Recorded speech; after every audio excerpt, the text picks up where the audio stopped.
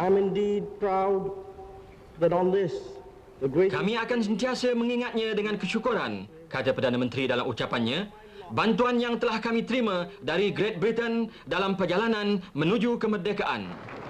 Dengan nama Allah yang Maha Murah, yang Maha Kasiani, akan kekal menjadi sebuah negara demokrasi yang merdeka dan yang berdaulat serta berdasarkan kepada kebebasan dan keadilan dan mengekalkan keamanan di antara segala bangsa.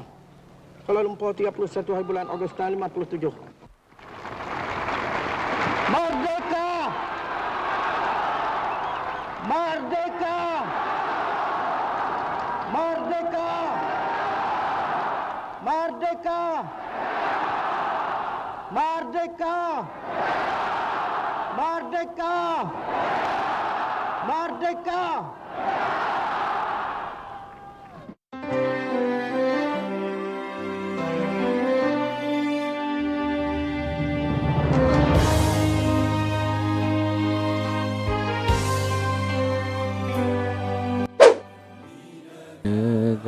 Negaraku, tanah tumpahnya darahku, rakyat hidup bersatu dan maju.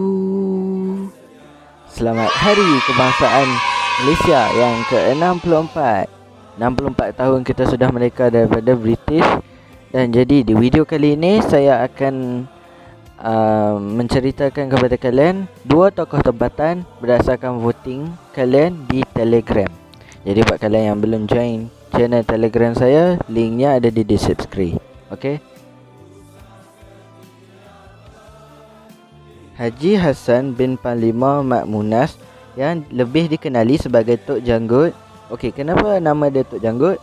Sebab dia memelihara janggut sampai ke dada, sampai ke paras dada. Weh, tak pernah dicukur tu. Beliau dilahirkan pada tahun 1853 di Kampung Jeram, Pasir Putih, Kelantan. Beliau ialah seorang penentang penjajahan British yang terbunuh semasa menentang pengenaan cukai oleh pihak British ketika Perang Tok Janggut di Kelantan, Tanah Melayu. Beliau juga merupakan tokoh agama Islam yang menarik sokongan banyak pengikut di Kelantan. Tok Janggut mendapat pendidikan di Mekah dan mahir bersilat. Selepas perjanjian Inggeris dengan Siam pada tahun 1909, British mengambil alih pemerintahan Kelantan daripada Siam. Dan pelbagai perubahan yang dilakukan oleh pihak British, khususnya dari segi pentadbiran. Perubahan yang diperkenalkan telah menyentuh kedudukan dan keistimewaan tradisional di negeri Kelantan. Antara yang paling sensitif ialah pengenaan cukai seperti berikut: cukai tanah, cukai kepala sebanyak RM1 seorang setahun, cukai pokok buah-buahan sebanyak 3 sen setahun, kelapa sebanyak 3 sen setandan, sirih sebanyak 5 sen sejunjung. Pada 29 April 1915, pentadbiran Jeram, Pasir Putih, Kelantan telah diambil alih oleh Encik Latif menggantikan Engku Besar. Engku Besar ialah cucu kepada Tunku Seri Maharaja Long Seri Ibni Long Ghaffar Limbat yang memperoleh kuasa mentadbir kawasan timur Kelantan secara turun-temurun. Keadaan bertambah buruk apabila Encik Latif, pegawai pentadbiran British yang berasal daripada luar Kelantan, menjalankan tugasnya dengan tegas, khususnya dalam hal pengutipan cukai. Semua orang termasuk Sultan dan Tanah Pembesar diwajibkan membayar cukai tanah. Dikatakan Sultan Kelantan mempunyai 3,000 ekar tanah dan para pembesarnya mempunyai sekurang-kurangnya ratusan ekar tanah. Keadaan ini tidak menyenangkan Sultan. Engku Besar membuat perundingan dengan Tok Janggut, Haji Said, Cik Sahak dan Penghulu Adam. Mereka bersama-sama memutuskan untuk tidak bekerjasama dengan pihak British. Mereka mendapat sokongan sebilangan besar rakyat dan keadaan ini membimbangkan Encik Latif. Pada 29 April 1915, Encik Latif mengarahkan sepasukan polis yang diketuai oleh Sarjan Sulaiman bertolak ke Kuala Lumpur. Kampung Tok Akib untuk bertemu dengan Tok Janggut. Dalam satu perkelahian yang berlaku, Sarjan Sulaiman terbunuh. Pegawai daerah kemudiannya lari ke Kota Baru dan melaporkan kepada Sultan bahawa Tok Janggut ingin memberontak dan merampas kuasa. Tok Janggut kemudian menghimpunkan pengikut-pengikut dia menuju ke Pasir Putih. Encik Latif melarikan diri ke Kota Baru. Bantuan daripada Singapura dan negeri Melayu bersekutu dikejarkan ke Pasir Putih pada 6 Mei 1915. Satu pertempuran berlaku pada 25 Mei 1915 di Kampung Merbuk dan Kampung Pupuh. Pengikut Tok Janggut kemudiannya mendirikan sebuah kerajaan yang didirikan di Pasir Putih dengan Engku Besar Jeram sebagai raja, Tok Janggut sebagai Perdana Menteri dan Cik Ishak sebagai pegawai daerah. Kebangkitan Tok Janggut menyebabkan Sultan berasa terancam dan menganggap Tok Janggut sebagai pendaharka. Dalam pertempuran di Kampung Pupuh, Tok Janggut dibunuh. Mayat Tok Janggut dibawa ke Kota Baru dalam kereta lembu yang menelan masa sehari. Mayat beliau digantung beberapa hari di hadapan istana di Padang Bank atau sekarang ini digelar sebagai Padang Merdeka sebelum dikebumikan di Pasir Pekan. Tapi tunggu sebentar. Adakah betul Tok Janggut meninggal dunia dalam pertempuran Pasir Putih tersebut? Sebenarnya jawapannya tidak.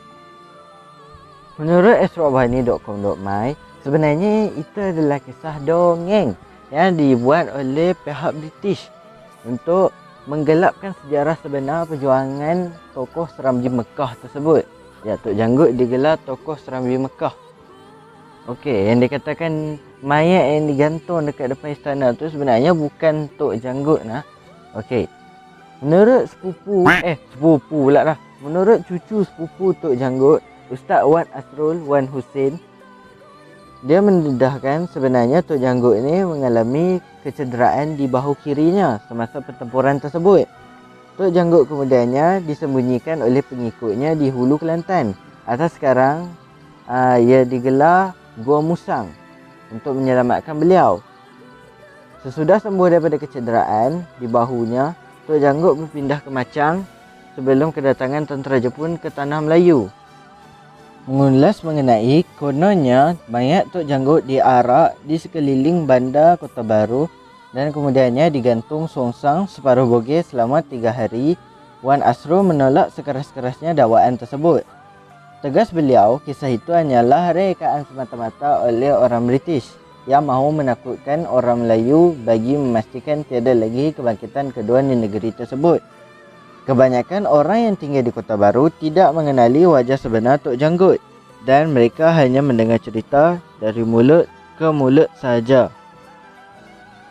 Dan secara logiknya, jika kita melihat pada faktor fizikal mayat tersebut, adakah itu merupakan seorang Melayu asli?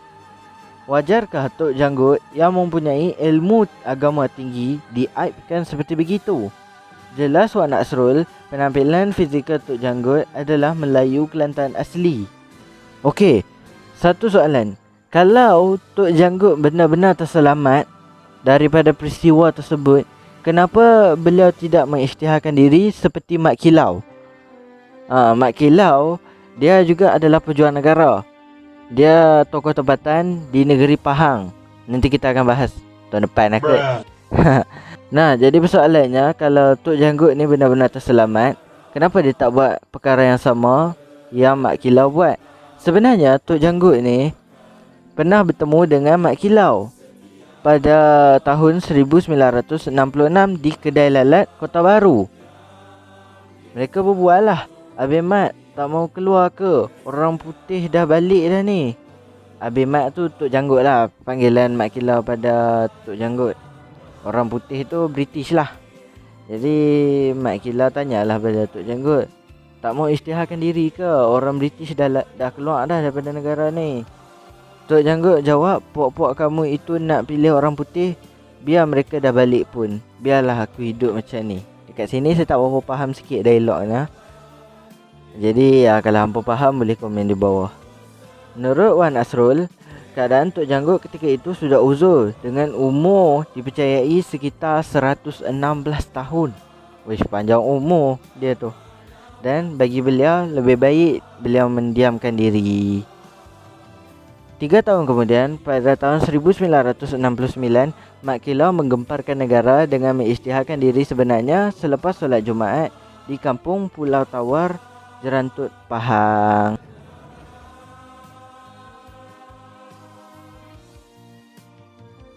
Okey, seperti yang kita tahu, Sarawak dijajah oleh Brooke, oleh keluarga Brooke. Lebih tepat lagi James Brooke yang mengetahui keluarga Brooke ini untuk menyerang Sarawak. Apabila dia menyerang Sarawak, dia isytiharkan diri dia sebagai raja. Pejuang Iban ini pada asalnya bernama Libau Anak Ningkan dan mendapat gelaran rentap apabila dia memenggal musuh pertamanya. Selain panggilan rentap, beliau juga dipanggil sebagai Raja Darat dan merupakan pemimpin orang Iban di Sungai Sekarang dan Sungai Saribas. Penjajahan Brooke yang menjadi raja di Sarawak menyebabkan Rentap tidak puas hati dan menggelarkan pemerintah ini sebagai lanun. Tetapi lain pula dengan James Brooke. Dia juga menuduh Rentap dan orang Iban sebagai lanun di Sungai Sekarang.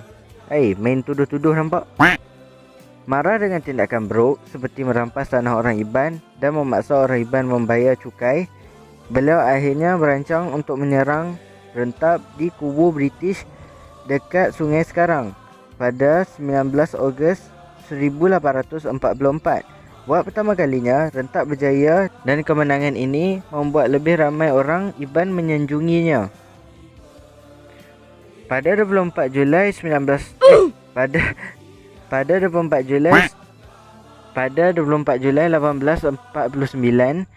Brooke kembali bersama askarnya dan menyerang kampung Rentap. James Brooke bersama kapal tentera laut HM Royalist, HMS Rani dan 8 lagi kapal kecil masuk ke kawasan Sekarang dan Saribas. Kemudian pada 31 Julai 1849, perang terbesar dekat Sarawak tercetus dan membunuh lebih kurang 500 orang Rentap. Namun kejayaan tetap berpihak kepada Rentap sebab dia berjaya melindungi orang penting dalam kampungnya. Brooke dengan kejamnya telah membakar 20 buah rumah panjang di kampung Rentap sehingga menyebabkan Rentap sendiri dan orang kampungnya terpaksa berundur ke Sungai Elang iaitu hulu Sungai Sekarang. Walau bagaimanapun, Brooke berjaya merampas kubu Rentap dan rumah panjang di Sungai Elang. Ini menyebabkan Rentap terpaksa berundur ke Bukit Saduk dan kemudian membina kubu yang lebih kuat untuk melindungi diri mereka daripada serangan British. Di kubu Bukit Saduk, mereka diserang 3 kali. Dan bagaikan dendam yang tak habis-habis, James Brooke telah menghantar Sir Charles Brooke untuk menyerang kubu Bukit Saduk pada 1857. Sir Charles ini boleh dikatakan hebat jugalah orang dah. Dia berjaya yakinkan 3,000 orang Iban dan 500 orang Melayu untuk ikut menentang di kubu Bukit Saduk. Tetapi semuanya sia-sia sebab kubu ini memang tak dapat dikalahkan. Bukan itu saja, British juga gagal capai kejayaan sebab meriam yang bernama Bujang Timpang Berang digunakan untuk mempertahankan kubu tersebut.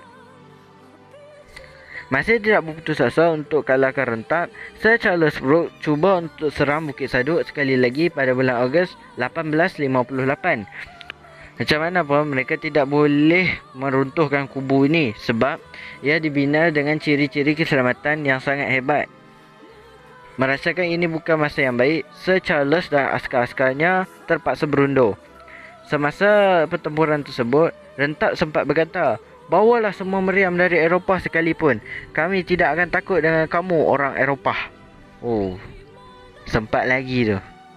Bagus. Nice. Pada September 1861, serangan terhadap kubu di Bukit Saduk kembali lagi. Kali ini, ia diketuai oleh musuh lama Rentap, iaitu James Brooke. Dalam peperangan ini, Rentap dan pahlawannya telah diserang dalam jarak yang dekat menggunakan pistol 6 pounder dan sebuah meriam yang dipanggil Bujang Saduk. Semasa pertempuran tersebut, kedua-dua belah pihak saling membalas tembakan meriam dan selepas sebulan barulah pihak British dapat tawan Bukit Saduk. British mencapai kemenangan dan James Brooke membakar tempat tinggal Rentap serta kubur Bukit Saduk tersebut. Selepas kekalahan di Bukit Saduk, Rentap dan orang-orangnya berundur ke Bukit Lanjak yang kini dikenali sebagai Entabai. Mereka cuba merancang untuk menyerang hendak British lagi sekali, tetapi perjuangan Rentap berakhir apabila dia meninggal dunia pada usia 70 tahun. Walaupun Rentap sudah tiada, legasinya terus membakar di hati rakyat Malaysia. Lawangan Agi hidup,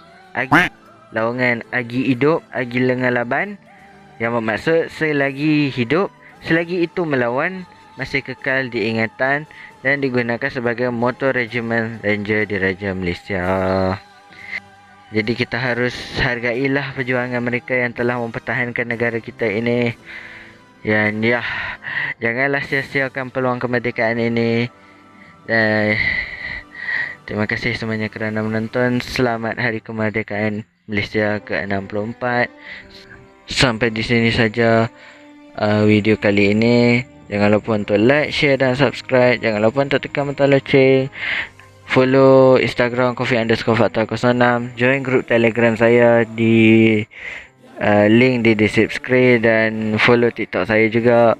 Dan terima kasih semuanya kerana menonton. Dan jika ada kesalahan, boleh komen di bawah. Jangan kecam saya. Atau ada miss fakta ke apakah, boleh komen di bawah. Terima kasih kerana menonton. Assalamualaikum. Dengan nama Allah yang Maha Murah, yang Maha lagi Maha Kasiani, akan kekal menjadi sebuah negara demokrasi yang merdeka dan yang berdaulat, serta berdasarkan kepada kebebasan dan keadilan, dan mengekalkan keamanan di antara segala bangsa. Kuala Lumpur 31 bulan Ogos tahun 57.